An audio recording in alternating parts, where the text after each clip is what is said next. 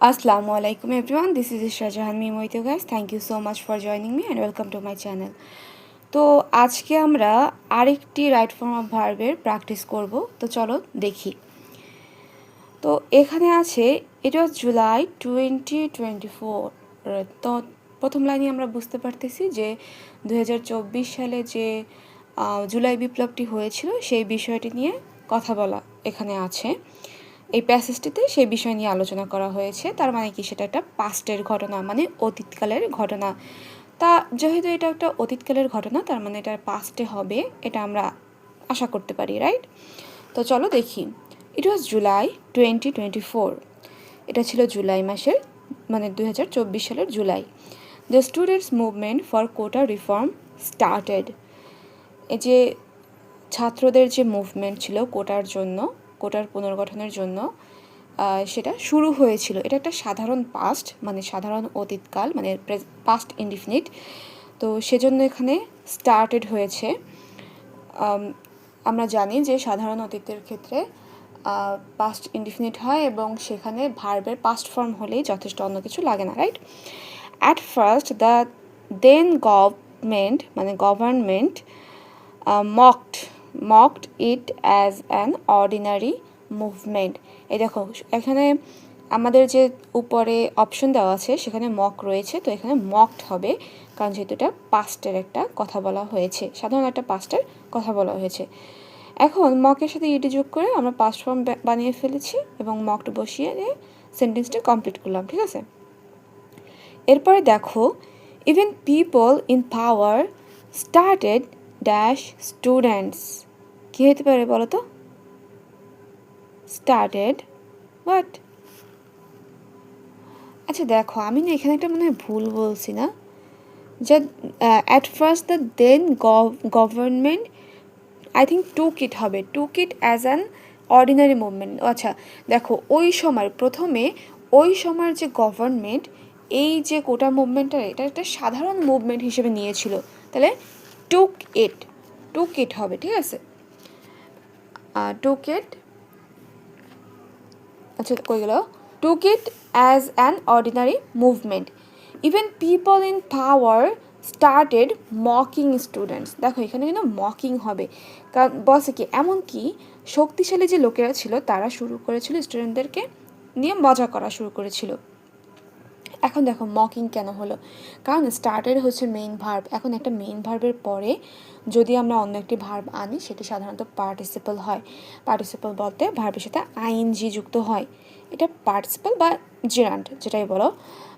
সেক্ষেত্রে mocking students মানে started mocking students, মানে একটি মেইন ভার্বের পরে তুমি যদি অন্য একটি ভার্ব বসাও তাহলে তার সাথে আইএনজি যুক্ত করবে, এটা হচ্ছে মেইন কথা।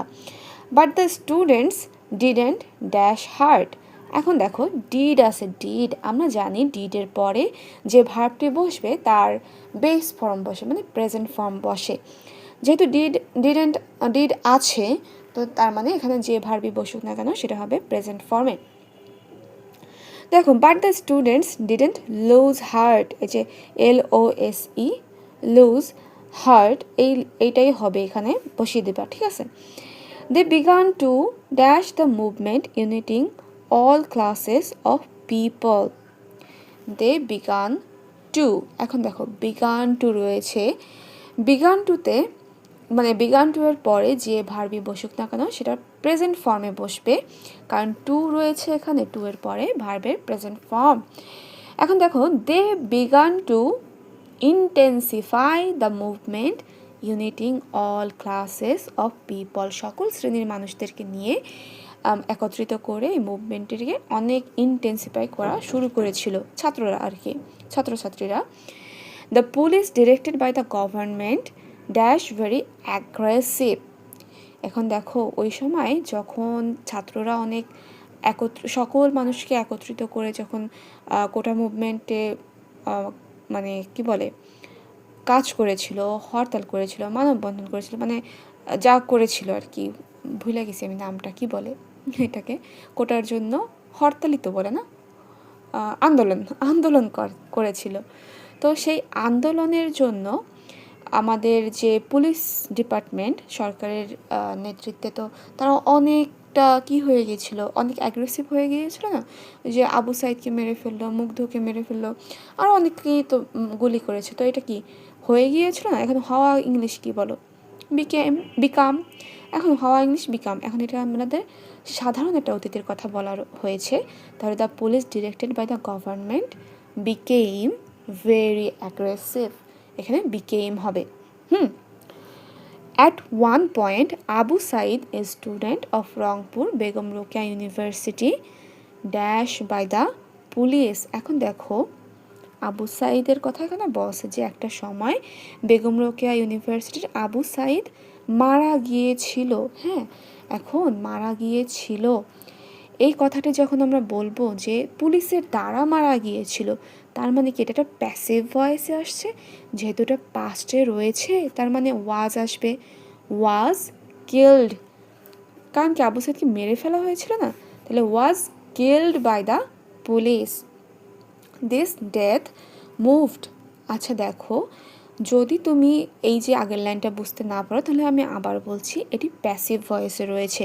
কীভাবে বুঝবা প্যাসিভ ভয়েসে, কারণ আবু সাইদকে মেরে ফেলা হয়েছিল, ও কিন্তু নিজে মারা যায়নি, অন্য কেউ মেরে ফেলছে। আর আবু সাইদ এখানে শুরুতে রয়েছে এবং যারা মারছে, পুলিশে মারছে, তারা শেষে বাইয়ের পরে রয়েছে।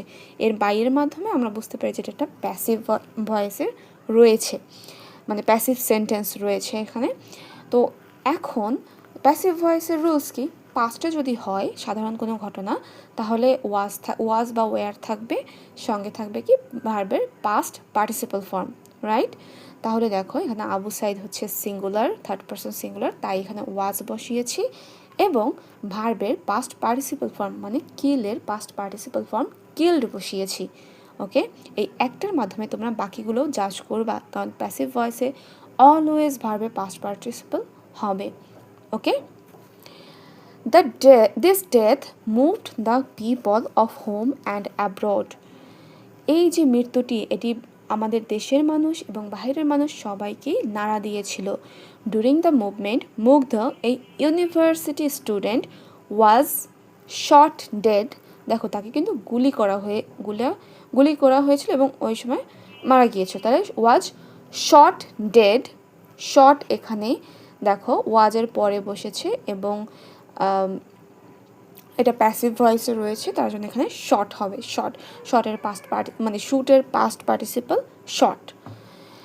Dead while he dash drinking water, while he, এখন দেখো while he dash drinking water among the protesters. তোমার ওই ছবিটা মনে আছে যে মুগ্ধ হাতে পানি নিয়ে সবাইকে দিচ্ছিল, এই যে দেওয়া, সবার মাঝে বিলিয়ে দেওয়া, এটা কি ডিস্ট্রিবিউটিং বলে না বা ডিস্ট্রিবিউট বলে না, যে সবার মাঝে দিয়ে দাও। তাহলে কি while he was distributing drinking water among the protesters. এখন দেখো হোয়াইলের পরে আমাদের এখানে বসছে কি পাস্ট কন্টিনিউয়াস টেন্স, তার মানে কি আগের সেন্টেন্সটি যদি কি বলে, আচ্ছা দেখো ওইটা বাতাও। হোয়াইলের পরে যেহেতু সে নিজেই পানিটা দিতে ছিল, দেওয়ার সময় আর কি তাকে শর্ট করা হয়েছিল, তাহলে কি ওই সময় দিতে ছিল না, তাহলে ওটা একটা কন্টিনিউয়াস কাজ ছিল না, দিতে ছিল আর কি। তাহলে এখানে হয়েছে was distributing drinking water among the protesters, সে ওই সময় কর্মরত ছিল, কি পানি দিতে ছিল আর কি। তো অতীতকালে কোনো কাজ করা অবস্থাকে বোঝালে, মানে কাজ করতেছিল এমন বোঝালে সেটা হবে past continuous. More than 1,500 people were killed and thousands of people were wounded in this movement. Finally, the fascist government resigned on August 5, 2024. Now it is our duty to work hard with a view to with a view to, আমরা গতকালকেও পেয়েছিলাম with a view to, মনে আছে? এখন দেখো with a view to এর পরে সব সময় ভার্বের সাথে আইএনজি বসে। এখন আমরা এই কোটা আন্দোলন দেখেছি এবং এখন আমাদের এই যে রক্তাক্ত যে একটা ইতিহাস তৈরি হয়ে গেছে এবং এর যে ফলাফল, আমাদের উচিত কি, আমাদের দায়িত্ব বেড়ে গিয়েছে না এই দেশের জন্য এবং এই দেশের মানুষের জন্য। তো সেটাই বলছে যে এখন আমাদের দায়িত্ব বেড়ে গিয়েছে, ইট ইজ আওয়ার ডিউটি, মানে আমাদের দায়িত্ব হচ্ছে কি কাজ করা। এখন কাজ করবো কি, প্রত্যেকটা কাজের একটা উদ্দেশ্য থাকে বা একটা পারপোজ থাকে। পারপোজ যদি বোঝাই সেক্ষেত্রে উইথ এ ভিউ টু আনি আমরা, উইথ এ ভিউ টু এর পরে ভার্বের সাথে আইএনজি যুক্ত হয়। এখন উইথ এ ভিউ টু কি, বিল্ডিং এ নিউ বাংলাদেশ, একটি নতুন বাংলাদেশ গড়ার।